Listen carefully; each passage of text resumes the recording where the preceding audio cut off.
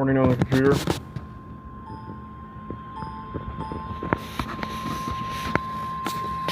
National Weather Service has issued a severe thunderstorm warning for northwestern Butler County, northeastern Sedgwick County, southeastern Harvey County, until 8:45 p.m.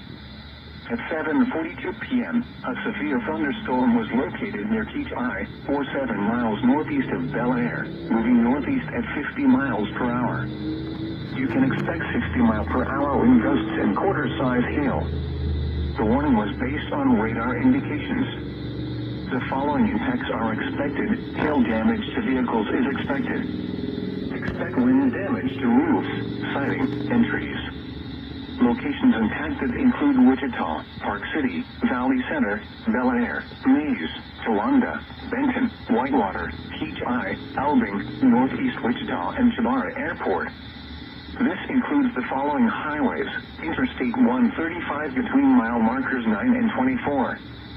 Interstate 35 between mile markers 65 and 67.